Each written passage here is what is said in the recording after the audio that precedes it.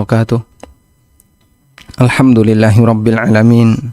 Wassalatu wassalamu ala ashrafil mursalin Nabiyyina wa maulana Muhammadin wa ala alihi wa sahbihi ajma'in. Wa ashhadu an la ilaha illallah wahdahu la syarika lah. Wa ashhadu anna Muhammadan abduhu wa rasuluh sallallahu alaihi wa ala alihi wa sahbihi wa man tabi'ahum bi ihsanin ila yaumiddin. Alhamdulillah, kembali kita lanjutkan kajian rutin dengan membaca buku Al-Wabilus Sayyib karya Ibnul Qayyim rahimahullahu ta'ala. Dan kajian rutin ini diselenggarakan oleh Majelis Ta'lim Hasanah, juga Ummahat Brisbane. Dan insyaallah di kesempatan kali ini yang akan kita baca adalah keutamaan dzikir yang ke-46. Qala al-musannif rahimahullah, Ibnu Qayyim rahimahullah mengatakan as-sadisatu wal arba'un. Keutamaan dzikir yang ke-46. Anna fil qalbi qaswatan la yudhibuha illa dzikrullah. Bahwa dalam hati seorang hamba itu ada titik yang keras. Dalam hati seorang hamba ada bagian yang keras. Beliau tidak mengatakan annal qalba qaswatun, hati itu keras. Tapi yang beliau sampaikan adalah anna fil qalbi qaswatan, bahwa dalam hati seorang hamba itu ada bagian yang keras. La yudhibuha illa dzikrullah, yang itu tidak bisa diluluhkan, tidak bisa dilunakkan kecuali dengan zikrullah. Fayambaghi lil abdi ayyudawiya qaswata qalbihi. Maka selayaknya bagi seorang hamba untuk mengobati keras hatinya dengan memperbanyak zikrullah. Artinya beliau menyampaikan potensi ini ada pada diri setiap hamba. Illa man rahima rabbuh, kecuali orang yang dirahmati oleh Allah. Bahwasanya dalam diri seorang hamba pasti ada bagian keras hati. Dalam diri seorang hamba pasti ada bagian hati yang keras. Bagian hati yang keras itu tidak bisa diluluhkan, tidak bisa dilunakkan kecuali dengan zikrullah. Wa dzakara Hammad ibnu Zaid anil Mu'alla bin Ziyad.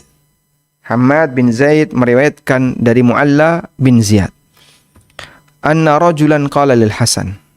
Ada orang yang mengatakan kepada Hasan al-Basri rahimahullah, ya Aba Sa'id, wahai Abu Sa'id. Abu Sa'id ini kunyahnya Hasan al-Basri. Ashku ilaika qaswata qalbi.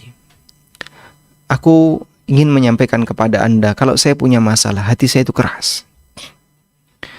Ketika dinasihati, kadang saya nggak bisa menerima. Ketika mendengarkan Al-Quran, saya tidak bisa mengambil pelajaran darinya. Ashku ilaika qaswata qalbi. Aku mengadukan kepada Anda tentang kerasnya hatiku. Qala, kemudian Hasan mengatakan, adzibhu bidzikri. Lunakkan dengan memperbanyak zikir. Athar ini diriwayatkan oleh Abdullah bin Ahmad. Abdullah bin Ahmad adalah putranya Imam Ahmad, Abdullah bin Ahmad bin Hanbal. Dan ini putra kedua Imam Ahmad. Putra pertamanya Saleh bin Ahmad. Putra kedua beliau Abdullah bin Ahmad. Dan dua-duanya ulama. Namun yang lebih terkenal adalah Abdullah. Dan Imam Ahmad berkunya Abu Abdillah. Dalam Zawaiduhu ala Zuhd dan Al-Baihaqi dalam Syu'abul Iman. Dalam riwayat Abdullah, adnihi minadz-dzikri, ay mimman yadhkuru. Dalam riwayat Abdullah, keterangan Hasan al-Basri, beliau mengatakan adnihi minadz-dzikri, dekatkan dirimu dengan zikir. Maksudnya adalah dekatkan dirimu dengan orang yang banyak berzikir. Wa indal Baihaqi, dan dalam riwayat Al-Baihaqi sebagaimana yang disebutkan dalam cetakan dalam keterangan di Al-Wabilus Sayyib, adibhu bidzikri, ya. Ajari hatimu dengan memperbanyak zikir. Adibhu artinya berikan adab. Ajari hatimu dengan memperbanyak zikir.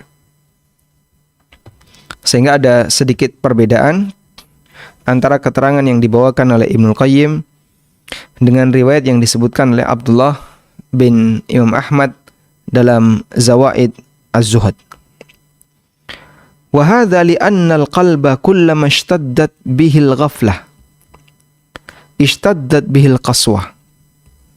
Kata Ibnu Qayyim, karena hati itu semakin sering lalai, semakin tenggelam dalam aktivitas dunia, banyak mendengarkan musik, banyak mendengarkan aneka pembicaraan masyarakat, aneka pembicaraan manusia, hal-hal yang sifatnya mubah, aktivitas dan interaksi di sesama masyarakat, ishtaddat bihil qaswah, maka akan semakin mengeras.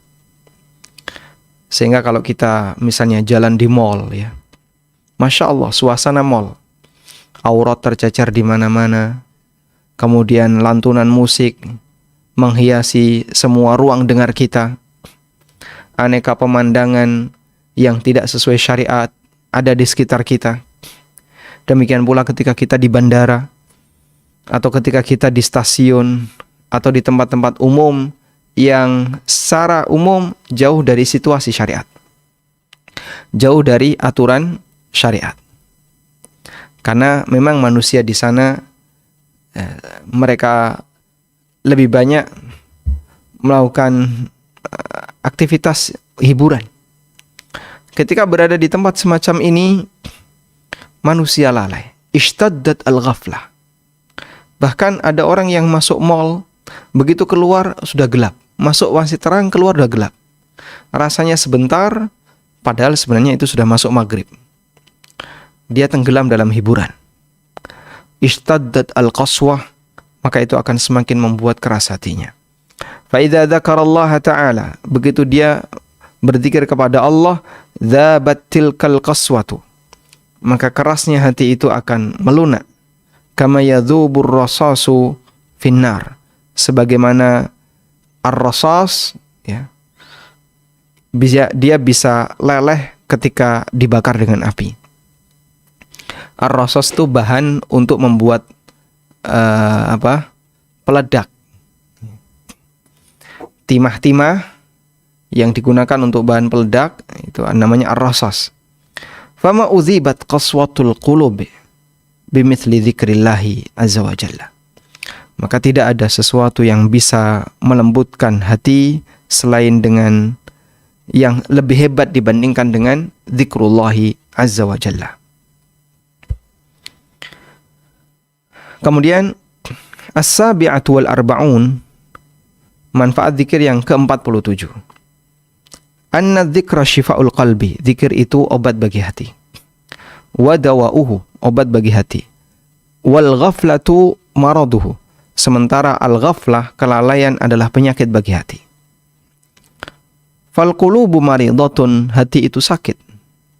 Wa syifa'uhu wa dawa'uhu fi dzikrillah, obat syifa, kesembuhan dan obatnya ada pada zikrullah. Qala Makhul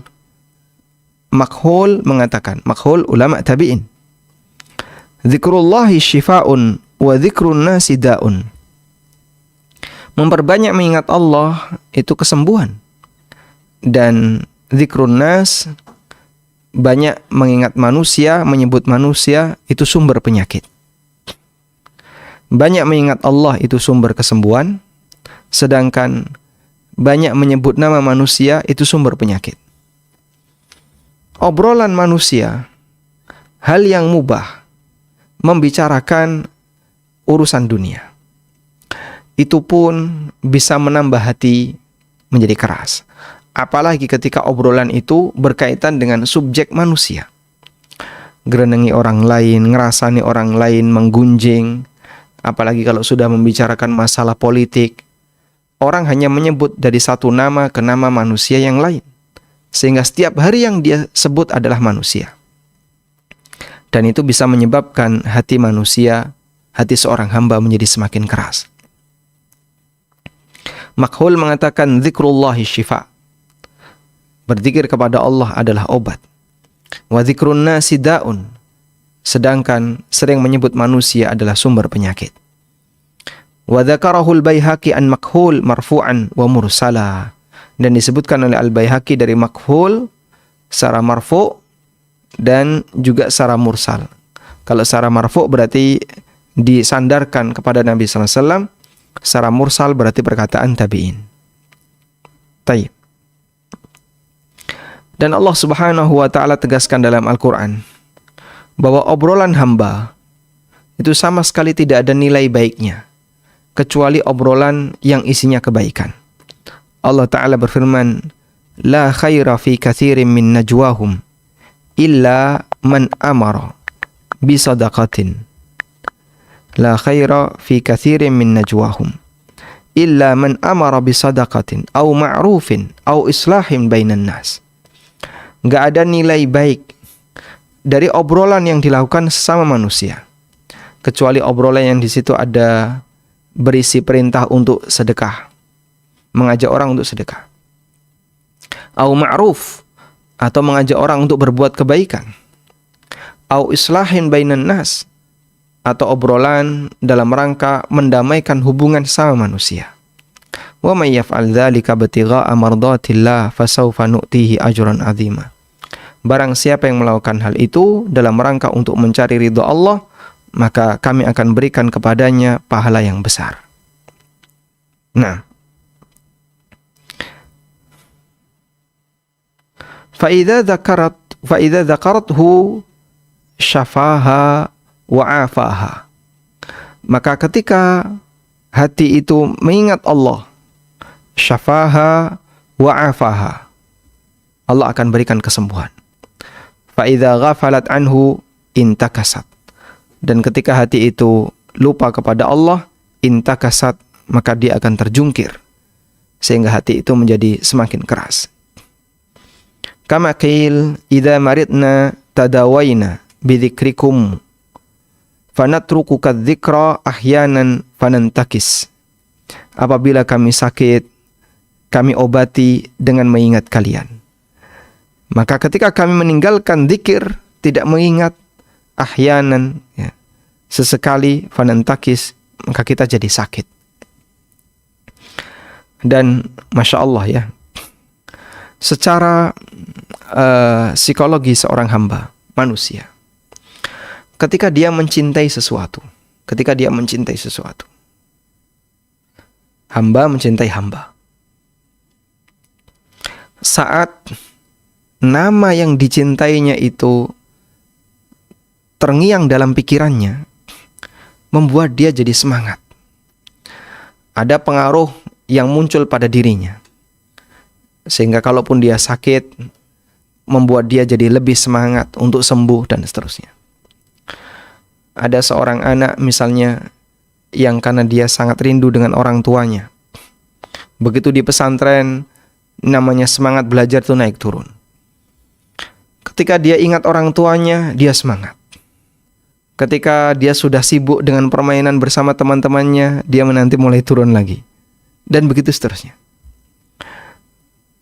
Sehingga terkadang seseorang ketika sangat mencintai orang lain, pada saat dia teringat orang yang dia cintai, ada perubahan semangat yang muncul pada dirinya. Maka benar jika ada pepatah atau ada syair yang menyebutkan, saat kami sakit, kami mengingat Anda, kami mengingat kalian, dan itu membuat kami jadi terobati. Begitu kami melupakan kalian, maka kami jadi sakit.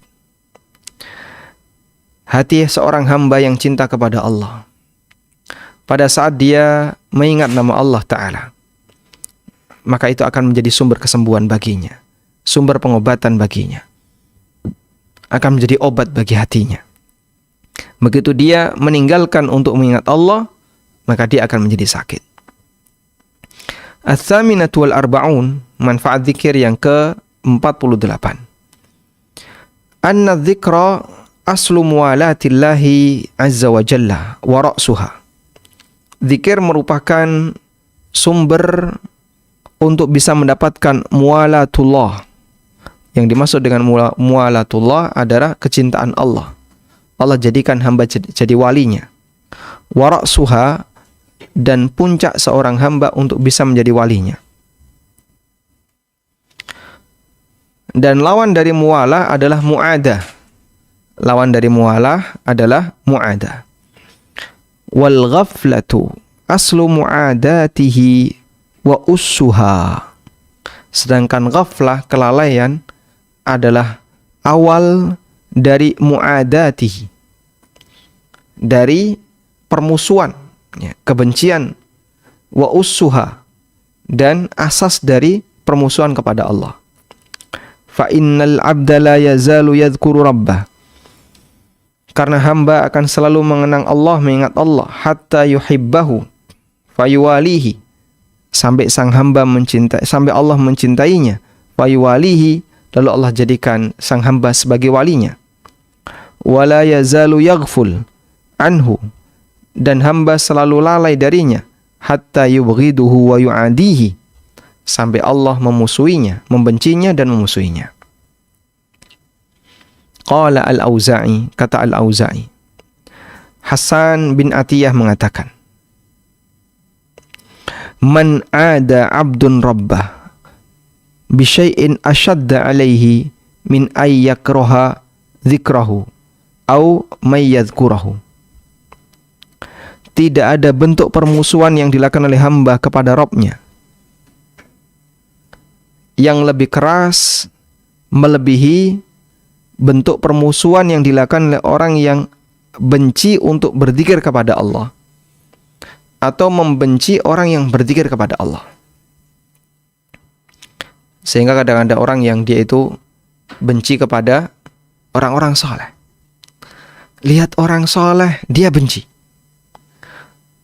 Sebaliknya ketika dia melihat ada orang yang jauh dari kesolehan, bahkan kadang dia adalah orang yang jauh dari, yang dia adalah seorang penjahat, dia senang.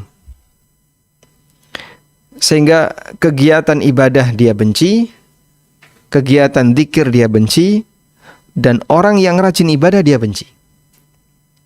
Dia tidak hanya membenci kegiatannya, tapi juga orangnya. Kata Hasan bin Atiyah, tidak ada bentuk permusuhan hamba kepada Rabb-nya yang lebih keras melebihi orang yang membenci zikrullah, membenci ibadah, dan membenci orang yang dekat dengan Allah Subhanahu wa taala. Fahadhil mu'adatu sababuha al-ghaflah. Permusuhan semacam ini sebabnya adalah karena kelalaian. Wala tazalul bil abdi hatta yakraha zikrullah. Dan terkadang seorang hamba senantiasa lalai sampai menyebabkan dia itu benci dengan zikrullah.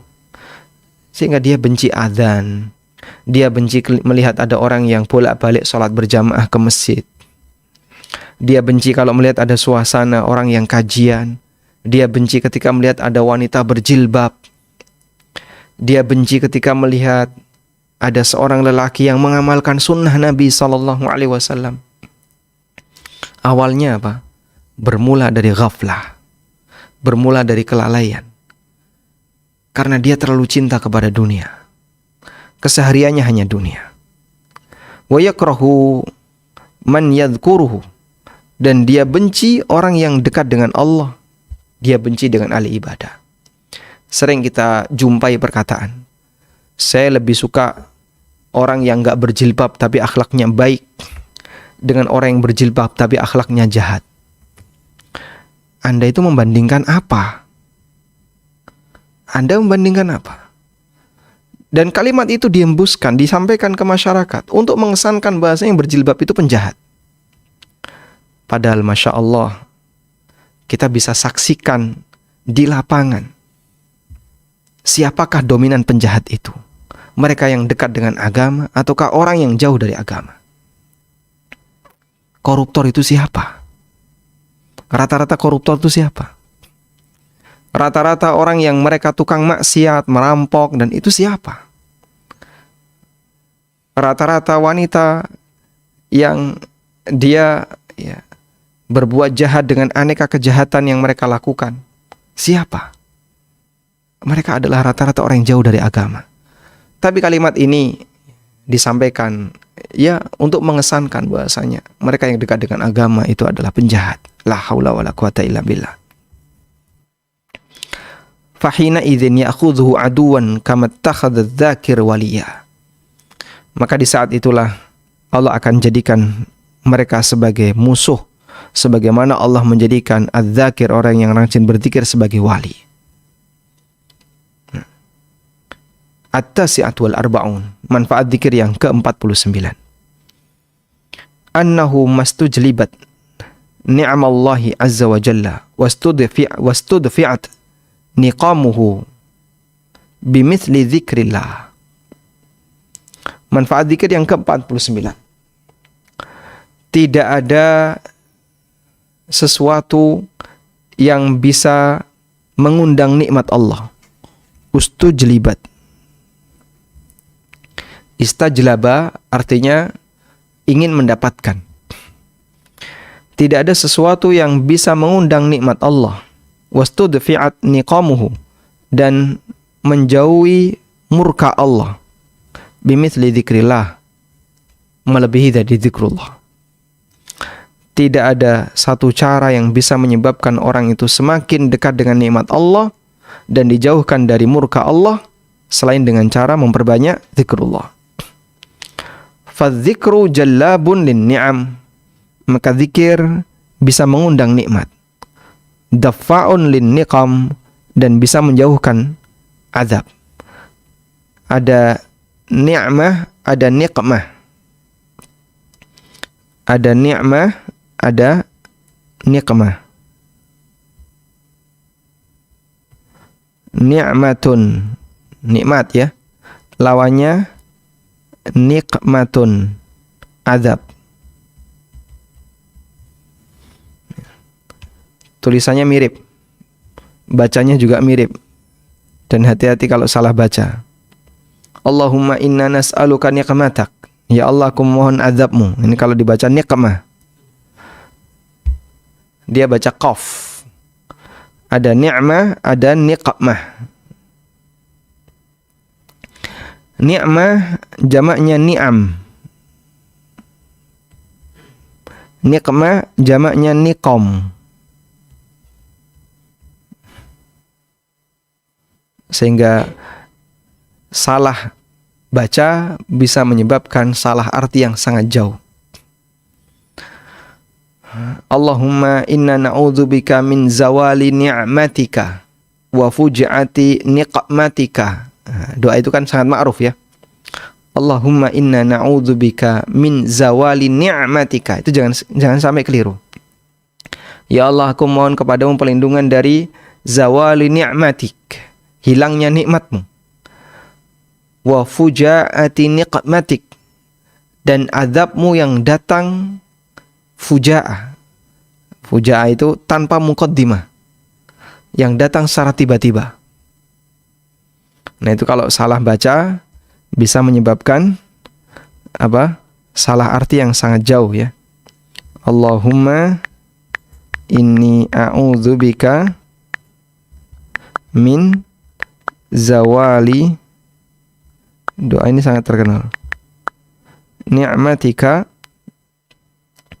wa tahawuli afiyatika wa fujaati niqmatika.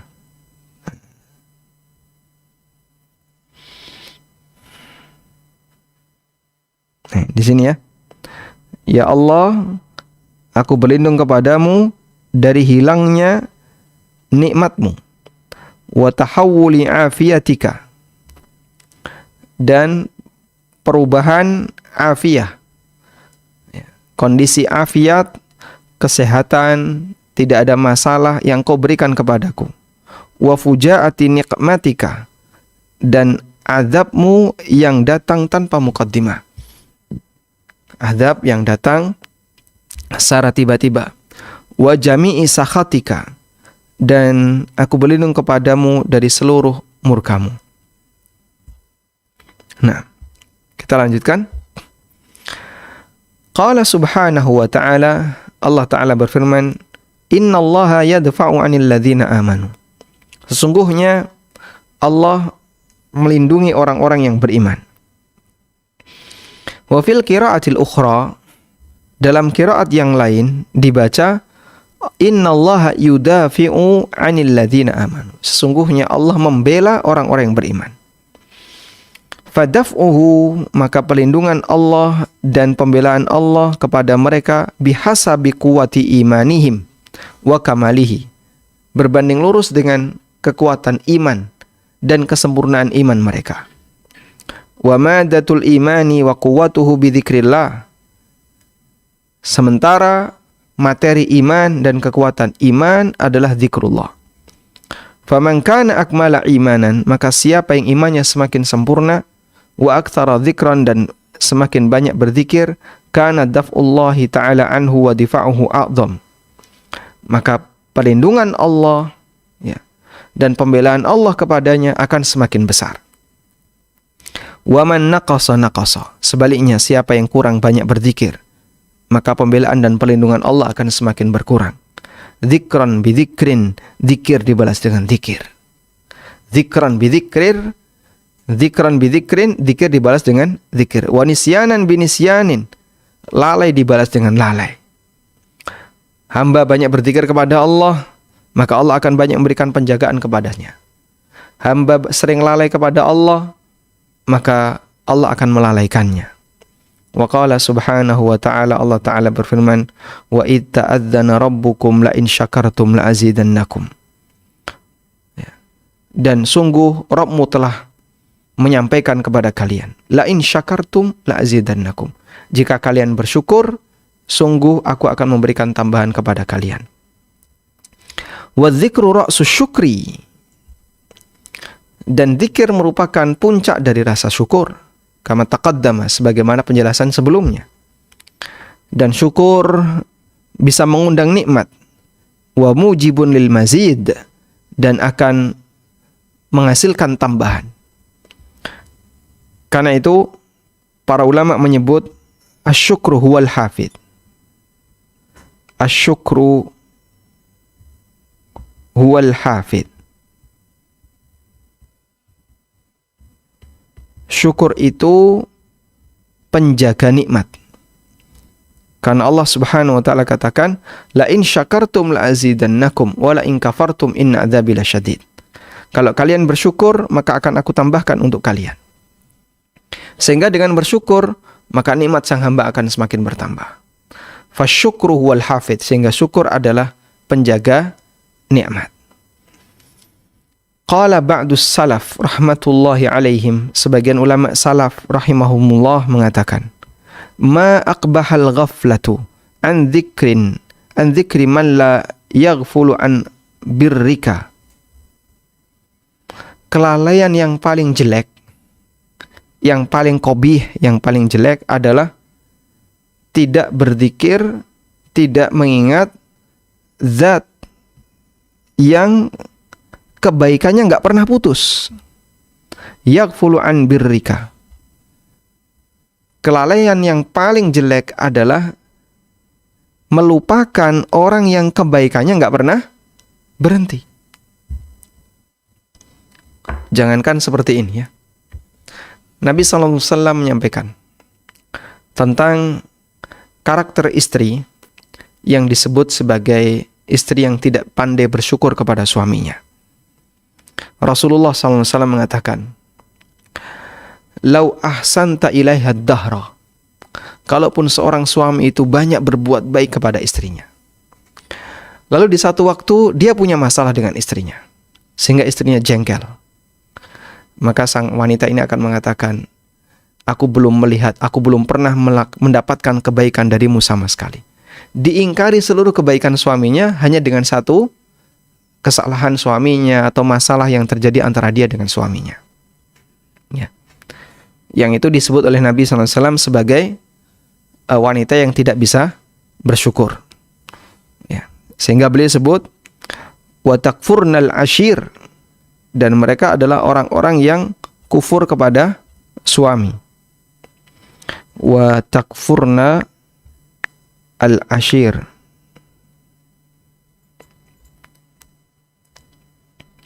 Mereka disebut sebagai wanita yang tidak bisa, yang kufur kepada suaminya. Dan Nabi SAW mengatakan bentuknya adalah ketika wanita itu sudah diberi kebaikan bagi suaminya, lalu karena ada satu masalah tertentu, ternyata dia bilang, saya belum pernah mendapatkan kebaikan darimu sama sekali. Nah, tayyib. Coba kita carikan hadisnya ya.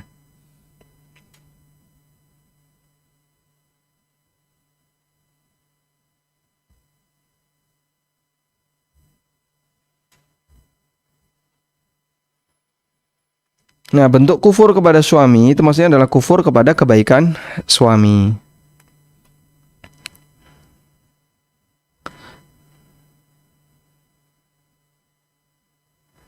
Nah,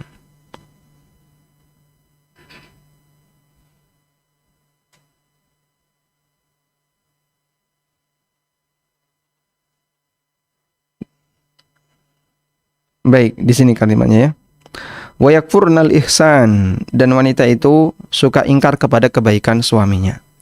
Lau ahsanta ila ihdahinna dahra, kalaupun seorang lelaki sudah berbuat baik kepada istrinya selama mereka hidup bersama, thumma ra'at minka syai'an, kemudian suaminya melakukan kesalahan tertentu, qalat, maka sang wanita ini mengatakan, ma ra'aitu minka khairun qat, aku belum pernah melihat kebaikan darimu sama sekali.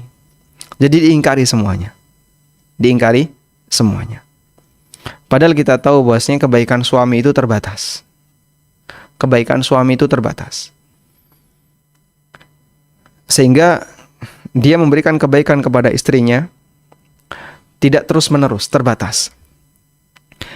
Itu pun ketika diingkari oleh sang istri.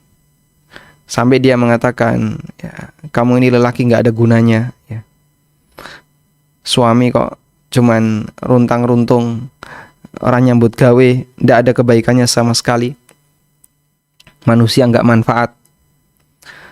Ya, atau disebut suami tidak kreatif dan seterusnya. Itu pun disebut oleh Nabi SAW sebagai bentuk kufur kepada kebaikan suami. Tayyib. Apalagi ketika ada orang yang dia selalu memberikan kebaikan kepada kita, maka kita tidak boleh untuk melupakannya.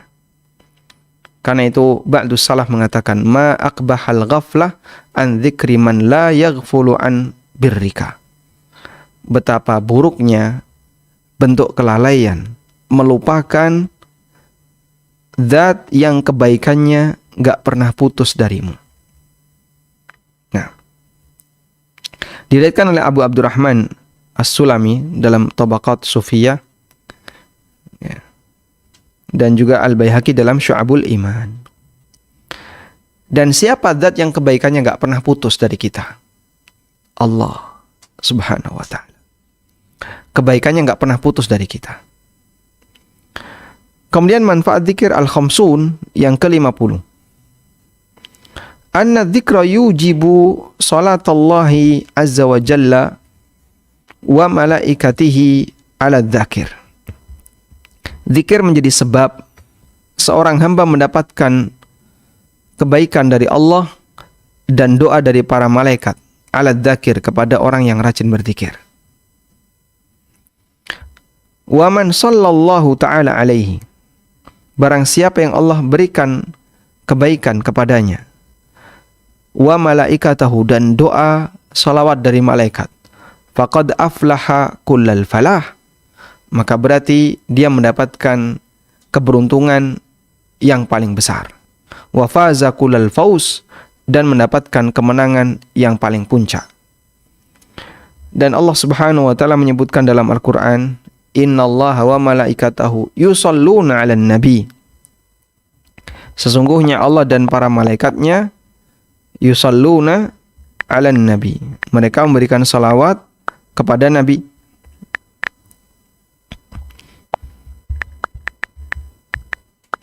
Di surat Al-Ahzab ayat 56. Apa yang dimaksud dengan salawat dari Allah? Di situ ada kata salawat dari Allah. Karena Ibnu Qayyim menyebutkan itu, bahwa zikir menjadi sebab orang bisa mendapatkan salawat dari Allah, para malaikatnya, kepada orang-orang yang berzikir. Barang siapa yang Allah berikan salawat, wa man sallallahu ta'ala alaih, barang siapa yang Allah berikan salawat kepadanya, dan juga diberikan salat oleh para malaikat, maka dia mendapatkan keberuntungan puncak. Nah, sekarang yang jadi pertanyaan, apa makna salawat dari Allah? Salawat dari Allah, ulama berbeda pendapat. Namun yang ma'ruf, makna salawat dari Allah adalah keterangan Abul Aliyah rahimahullah, seorang ulama tabi'in, bahwa makna salawat dari Allah adalah sana'ullahi inda al-mala'il a'la. Pujian yang diberikan oleh Allah kepada hamba yang mendapatkan salawat di hadapan para malaikat.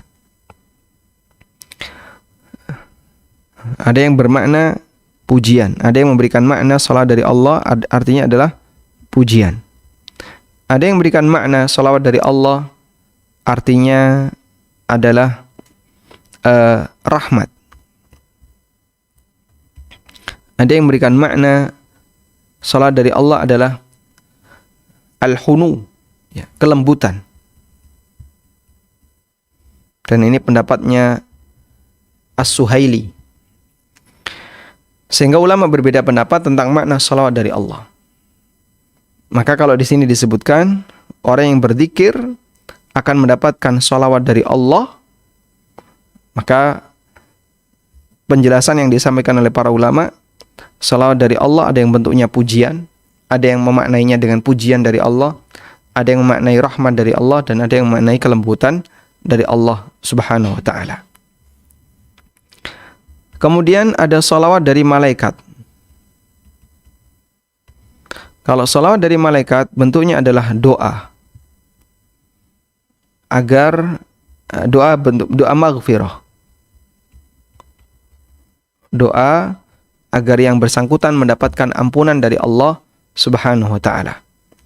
Sebagaimana yang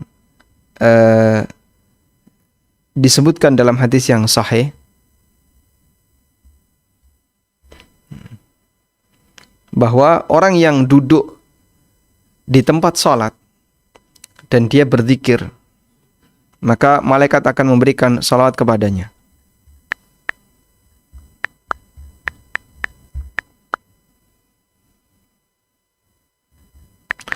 Malaikat akan memberikan salawat kepadanya dengan mengatakan, Allahumma ghfir lahu, Allahumma arhamhu.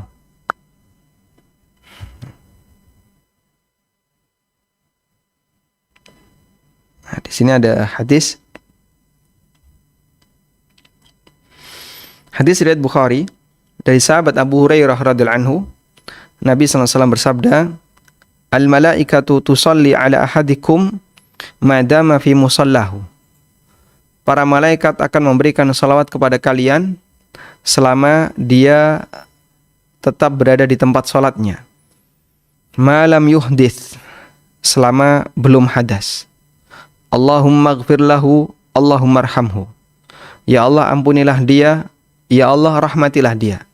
Dan ini adalah kalimat doa malaikat ketika memberikan salawat kepada sang hamba. La yazalu ahadukum fi salatin madamat as-salatu tahbisuhu. Dan kalian dianggap mendapatkan pahala salat selama dia tidak keluar masjid disebabkan karena nunggu salat. Baik.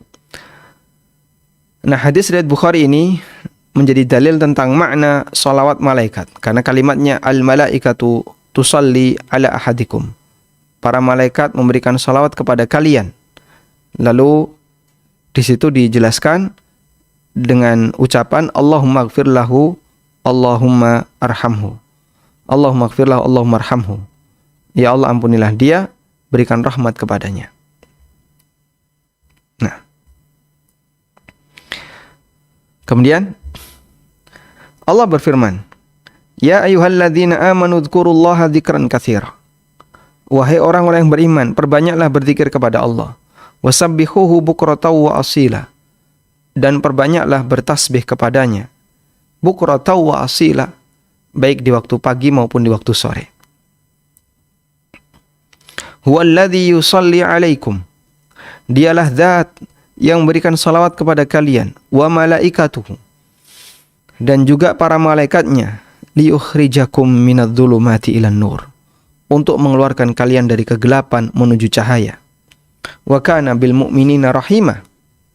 Dan Allah sangat kasih sayang kepada hamba-hambanya yang beriman. Fahadhi salatu minhu tabaraka wa ta'ala. Maka salawat ini yang datang dari Allah tabaraka wa ta'ala. Wa min malaikatihi, dan juga yang datang dari para malaikat. Innama hiya 'ala dzakirin. Itu adalah salawat untuk orang yang rajin berzikir. Lahu, kepadanya, katsiran, dengan sebanyak-banyaknya. Dan kita bisa manfaatkan itu. Memperbanyak berzikir kepada Allah, dan balasannya adalah Allah akan memberikan salawat kepadanya. Wa hadhihi salatu minhu wa min malaikatihi hiya sababul ikhraji lahum minadh-dhulumati ilan nur. Dan salawat dari Allah serta dari para malaikatnya merupakan sebab manusia akan dikeluarkan dari kegelapan menuju cahaya. Wa idza hasalat lahumus salatu minallahi tabaraka wa ta'ala. Apabila mereka mendapatkan salawat dari Allah tabaraka wa ta'ala, wa malaikatihi, dan juga dari malaikatnya, wa ukhriju minadh-dhulumati ilan nur, lalu dia dikeluarkan dari kegelapan menuju cahaya, fa ayyu khairin lam yahsul lahum bidzalik. Maka kebaikan mana lagi yang belum dia dapatkan? Wa ayyu syarrin lam yandafi anhum, dan keburukan mana lagi yang belum terhindarkan darinya. Faya hasratal ghafilin, maka betapa ruginya orang-orang yang lalai an rabbihim, yang dia tidak menyebut nama Allah, tidak mengingat Allah. Madza khurimu min khairihi wa fadli. Betapa dia adalah orang yang banyak diharamkan untuk mendapatkan kebaikan dan karunia Allah. Wabillahi taufik. Dan hanya kepada Allah kita memohon taufik. Baik. Selanjutnya kita tambahkan satu lagi, manfaat zikir al-hadiyat wal khamsun. Manfaat zikir yang ke-51. Anna man syaa ayyaskuna riyadal jannah. Siapa yang ingin untuk bisa tinggal di taman surga fid dunya, ketika di dunia, fal yastautin majalisad dzikr. Maka hendaknya dia betah.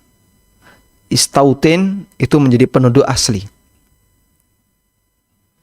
Hendaknya dia menjadi penduduk asli, dia betah untuk duduk di majelis zikir. Fa innaha riyadul jannah. Karena majelis zikir itu taman surga. Disebutkan oleh Ibnu Abi Dunya dan yang lainnya dari hadis Jabir bin Abdullah radhiyallahu anhuma. Kharaja alaina Rasulullah sallallahu alaihi wasallam. Pernah satu ketika Rasulullah sallallahu alaihi wasallam menemui kami. Faqala, lalu beliau bersabda, "Ya ayuhan nas, irta'u fi riyadil jannah." Wahai manusia, mendekatlah ke taman-taman surga. Qulna ya Rasulullah, maka kami bertanya, ya Rasulullah, wa ma riyadul jannah? Apa yang dimaksud dengan taman-taman surga? Qala majalisudz dzikr. Yang dimaksud taman surga adalah majelis zikir. Tsumma qala, kemudian beliau bersabda, Ughdu waruhu wadhkuru. Silahkan kalian berangkat mau di pagi hari, mau sore hari, perbanyaklah berzikir. Faman kana yuhibbu ay ya'lama manzilatahu indallah. Siapa yang ingin untuk mengetahui kedudukannya di sisi Allah, falyandur kaifa manzilatullahi ta'ala indah. Maka perhatikan kedudukan Allah pada dirinya. Sejauh mana dia banyak mendekat kepada Allah, banyak berzikir kepada Allah. Fa innallaha ta'ala yunzilul 'abda minhu haitsu anzalahu min nafsi. Karena Allah Subhanahu wa taala akan memposisikan sang hamba. Akan memposisikan sang hamba sesuai dengan bagaimana hamba memposisikan Allah terhadap dirinya. Sehingga ketika sang hamba semakin banyak memposisikan Allah, semakin mendekatkan dirinya kepada Allah, maka Allah akan dekatkan dia kepadanya. Ya. Dan ini disebutkan dalam hadis, diriwayatkan oleh Abad bin Humaid dalam musnadnya, juga Abu Ya'la dalam musnadnya, juga Al-Hakim dan yang lainnya dengan sanad fihi dha'fun, ada sisi dhaifnya. Dinilai sahih oleh Al-Hakim, namun dikomentari oleh Adz-Dzahabi dengan pernyataan Umar dhaif. Yang dimaksud adalah Umar bin Abdullah Maula Ghufrah. Dan juga disebutkan oleh Ibnu Hibban dalam biografi di kitab beliau Al-Majruhin, mustadillan bihi ala dha'fihi. Dinilai hasan oleh Al-Mundhiri dalam Targhib wa Tarhib, wa la'allahu li syawahadihi, mungkin bisa jadi karena ada banyak riwayat yang lain yang saling mendukung. Namun hadis ini cukup ma'ruf. Kita mengenal istilah majelis ilmu adalah majelis Riyadul Jannah, taman-taman surga. Sehingga banyak asatidzah yang menyampaikan itu. Karena Nabi sallallahu alaihi wasallam mengatakan, "Ma baina baiti wa mimbari raudhatun min riyadil jannah." Antara rumahku dengan mimbarku adalah taman surga. Sehingga disebut sebagai raudhah. Orang berebut untuk mendapatkannya. Dan bagi jamaah putra, bagi jamaah laki-laki untuk bisa mendapatkan raudhah harus ngantri di luar, panas. Karena masuknya sekarang lewat pintu timur, ya, dari arah Baqi. Sehingga mereka ngantri dulu di luar. Kalau dulu kan ngantri dari dalam, ya. Sekarang ngantrinya dari luar sejak Covid. Masya Allah, manusia berebut untuk mendapatkannya. Dan kenapa tempat itu disebut raudhah? Para ulama mengatakan karena disitulah majelis Nabi SAW, majelis Rasulullah SAW, di mana Rasulullah SAW banyak menyampaikan kajian, ceramah beliau, penjelasan tentang Al-Quran, membacakan hadis kepada para sahabat di tempat itu. Wallahu a'lam, wa sallallahu ala nabiyyina Muhammadin wa ala alihi wa sahbihi wasallam.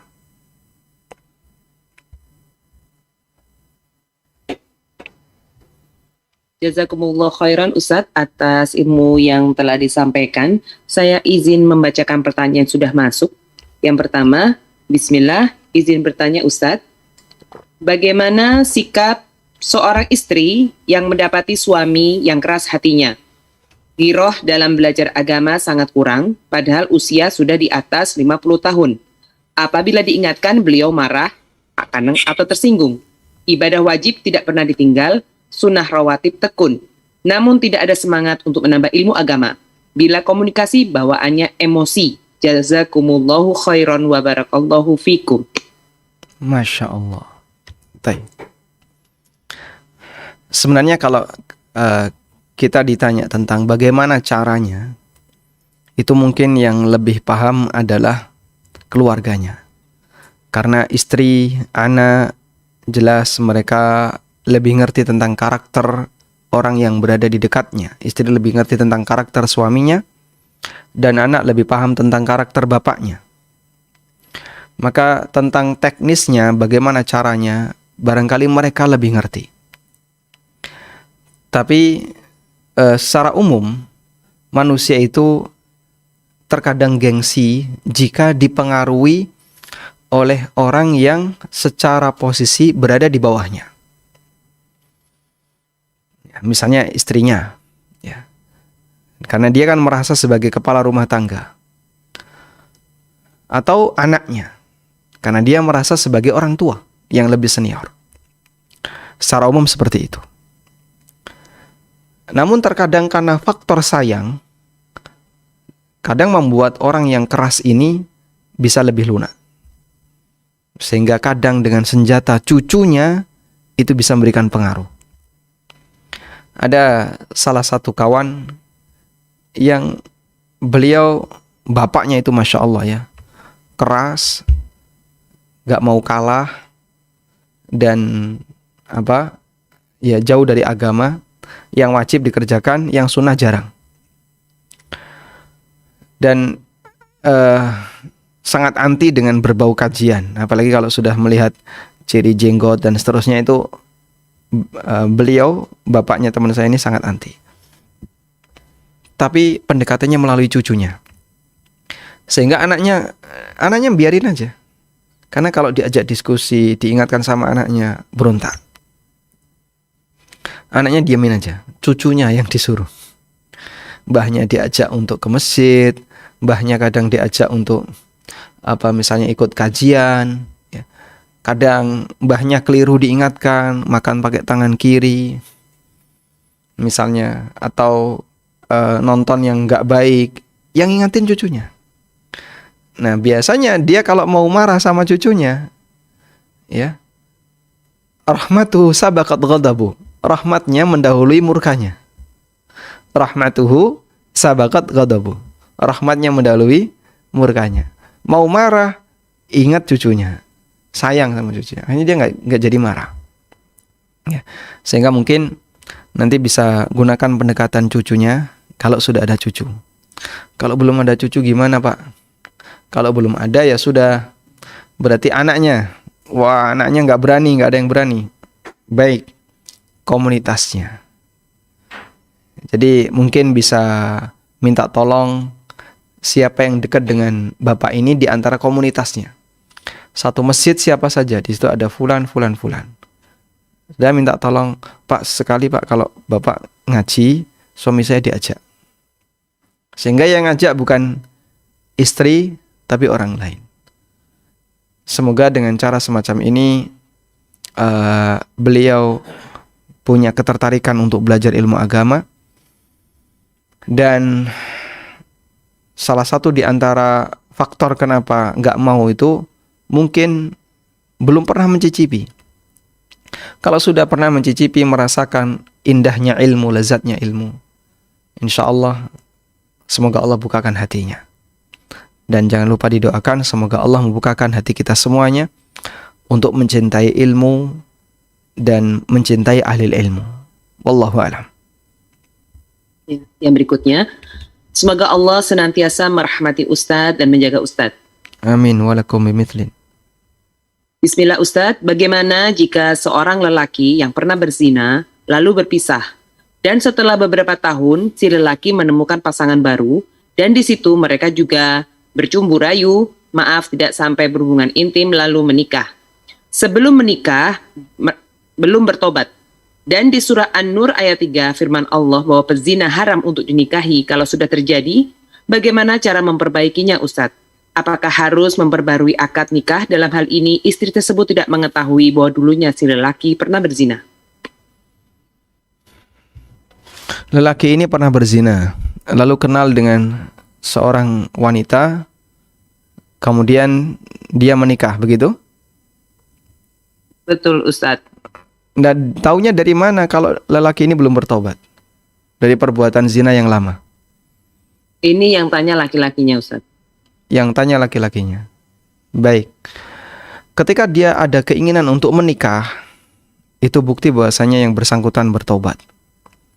Ya, meskipun tidak dibuktikan dalam bentuk sholat taubat atau dalam bentuk misalnya dia sedekah sekian harta, tidak. Karena inti dari taubat adalah an-nadam, menyesal. Sehingga selama dalam diri lelaki ini ada bentuk penyesalan ketika dia sudah pernah berzina, lalu kemudian dia ingin mendapatkan dengan cara yang halal, kemudian dia lakukan itu dengan cara nikah, insya Allah sudah disebut sebagai orang yang bertobat. Meskipun tidak harus dengan ritual khusus, dalam arti tidak harus sholat taubat dulu atau harus nangis dulu, tidak harus. Karena tobat tidak disyaratkan demikian. Yang penting sebagaimana sabda Nabi SAW, an-nadmu huwa taubah. Inti dari tobat adalah menyesal.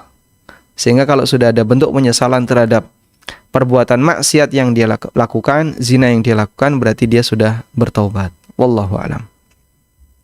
Yang berikutnya, Ustadz, bagaimana kalau kita sudah berbuat baik dengan seseorang, tetapi setelah dia bisa mandiri, malah melupakan kami dan pernah mengatakan kami dulu membuat dia sengsara, karena sering melarang untuk bergaul bebas dengan lawan jenis.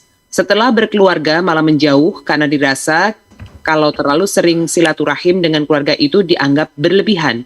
Bagaimana kami harus bersikap padanya, Ustadz? Mohon penjelasan. Jazakumullahu khairan. Apabila kita beramal ikhlas saat berbuat baik kepada orang lain, maka harapan kita adalah balasan dari Allah Ta'ala dan bukan dari makhluk. Sebagaimana yang Allah ceritakan dalam Al-Quran tentang karakter penduduk surga. Wa yut'imuna at-ta'ama ala hubbihi miskinan wa yatiman wa asira. Innama nut'imukum liwajhillah. La nuridu minkum jazaan wala syukura. Dia suka memberikan makan kepada orang miskin, anak yatim, dan tawanan. Tawanan itu orang kafir. Tawanan seorang muslim adalah orang kafir. Innama nut'imukum liwajhillah. Dan bagi dia, aku memberikan seperti ini murni karena Allah. Ingin mendapatkan wajah Allah. La nuridu minkum jazaa'a wala syukura. Kami tidak mencari balasan dari kalian dan juga tidak mengharapkan rasa terima kasih dari kalian. Kata Imam As-Sa'di rahimahullahu ta'ala, ketika beliau menjelaskan ayat ini, beliau menyampaikan bahwa salah satu di antara cara mengatur pikiran agar orang bisa berbahagia, pada saat dia berbuat baik kepada orang lain, dia menanamkan dalam dirinya, hakikatnya dia sedang bermuamalah dengan Allah. Dia tanamkan dalam dirinya bahwa hakikatnya dia sedang bermuamalah dengan Allah. Sehingga yang terbayang dalam dirinya adalah, saya berbuat baik kepada orang lain, bukan untuk tujuan dia, tapi untuk Allah. Maka saat dia berbuat baik kepada orang lain, dia nggak memikirkan balasan dari orang yang mendapatkan kebaikannya. Sehingga nggak jadi beban bagi dia kalaupun dia nggak berterima kasih, kalaupun dia melupakannya, ya sudah, memang bukan untuk itu tujuan saya. Kalaupun setelah saya berbuat baik saya dilupakan, nggak apa-apa. Bukan untuk itu tujuan saya, bukan untuk diingat, bukan untuk dikenang. Tapi murni karena ingin mendapatkan pahala dari Allah. Sebab saya bermuamalah dengan Allah, bukan bermuamalah dengan orang ini. Meskipun secara praktek kita bermuamalah dengan orang lain, namun harapan kita tertuju kepada Allah Subhanahu wa Ta'ala.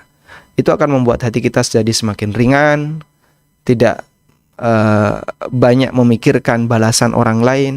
Kok saya nggak dikasih apa-apa, dia nggak bilang apapun, nggak ngomong terima kasih, jangankan terima kasih, malah saya dilupakan. Tapi bagi dia santai saja, sudahlah, bukan itu yang saya cari. Yang saya cari adalah pahala dari Allah Subhanahu wa Ta'ala. Wallahu a'lam. Ya, yang berikutnya, ahsanallahu ilaikum Ustadz. Izin bertanya, jika pada masa lalu ada seseorang yang telah berulang kali menzolimi kita hingga menyisakan luka yang sangat dalam, kondisi ini sangat mengganggu aktivitas harian kita. Bagaimana caranya untuk melupakan pengalaman itu, memaafkannya, dan ridho terhadap keburukan yang telah terjadi pada kita sebagai bagian dari takdir Allah? Jazakallahu khairan Ustaz. Ketika orang didolimi oleh orang lain dan sudah berlangsung dalam waktu yang sangat lama, saat ini barangkali dia sudah merasa hidup nyaman dan bahkan bisa jadi lebih sukses dibandingkan yang mendolimi. Maka apakah dia harus ridho dan memaafkan? Jawabannya tidak harus. Meskipun kalau dia ridho dan memaafkan, itu akan semakin mempertinggi derajatnya. Sebagaimana yang disabdakan Nabi SAW, ma zadal abdu bi'afwin illa izzah. Ketika seorang hamba itu memaafkan, itu akan semakin menambah al-izzah, menambah kehormatan baginya, sehingga dia semakin terhormat, semakin mulia, semakin tinggi derajatnya. Dan kita bisa tiru apa yang dilakukan oleh Yusuf alaihi salatu wassalam. Yusuf alaihi salatu wassalam, setelah beliau jadi raja, setelah beliau jadi penguasa, jadi penguasa Mesir, bukan raja ya, jadi penguasa Mesir. Lalu beliau mendatangkan saudara-saudaranya, termasuk orang tuanya. Coba kita bacakan, min ba'di an nazagha syaitanu bain mim.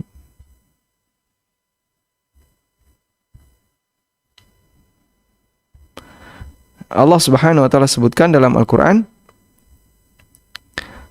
bahwa saudaranya itu mengakui keberadaan Yusuf yang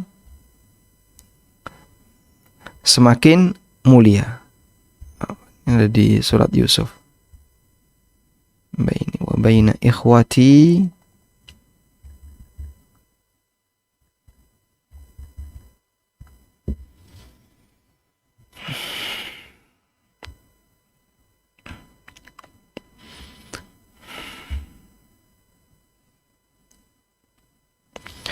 Yusuf mengatakan,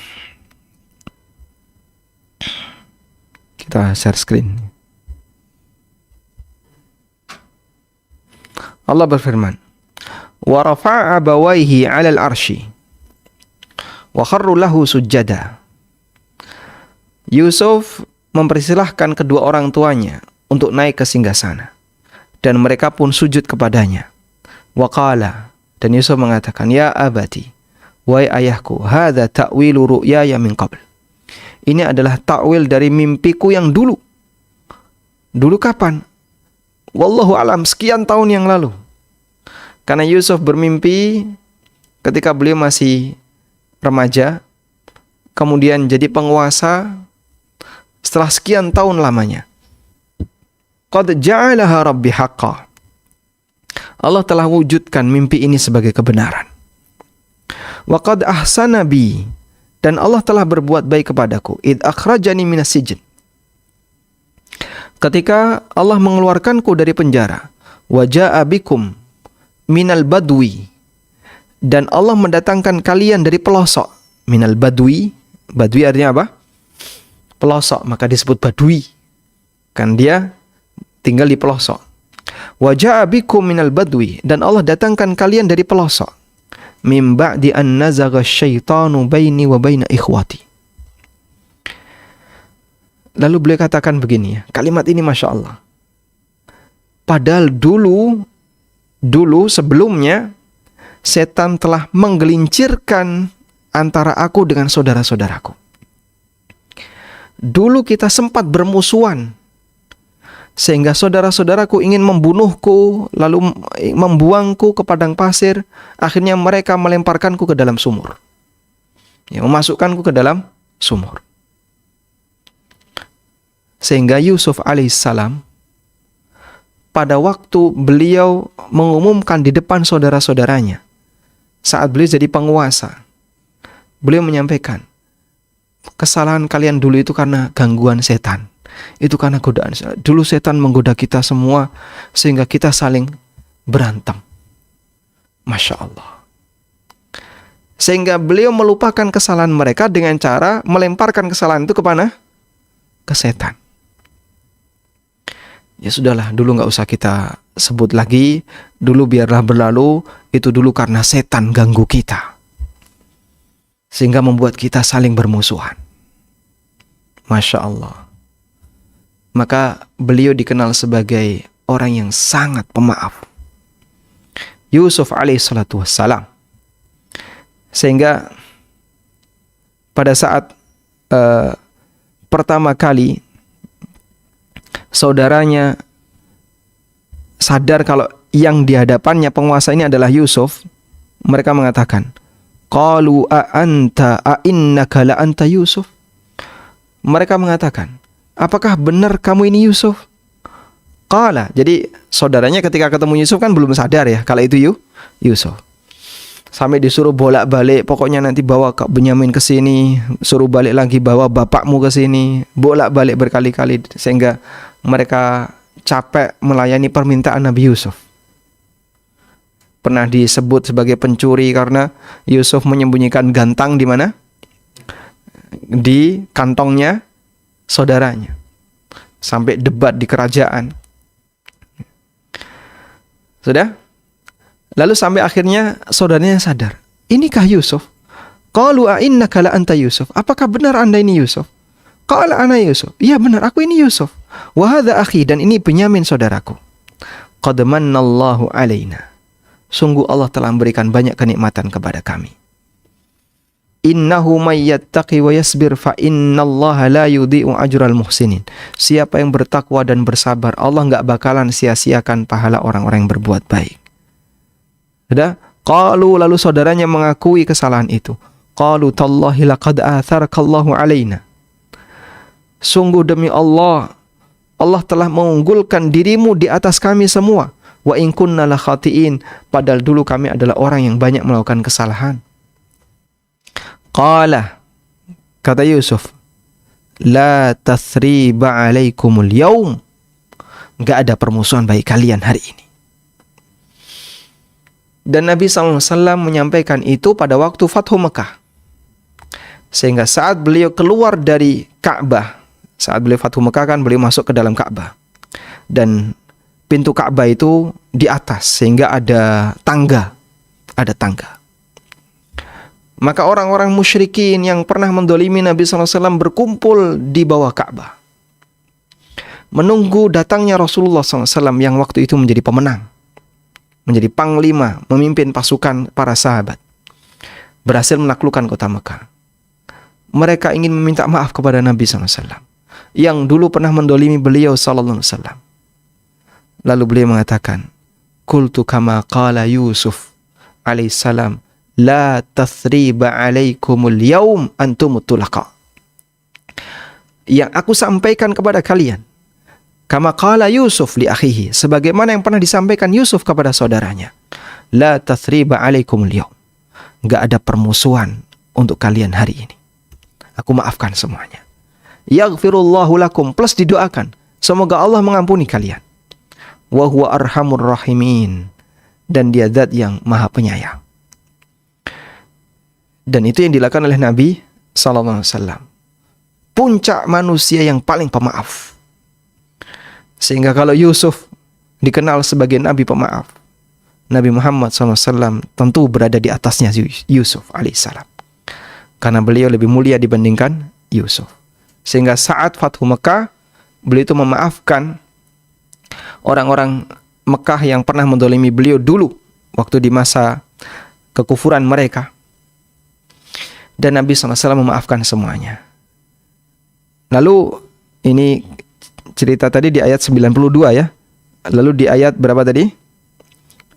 Di ayat 100 Yusuf mengatakan, dulu disebabkan karena godaan setan antara diriku dengan saudara-saudaraku sehingga mereka membenci diriku. Jadi kesalahan itu dilemparkan ke setan.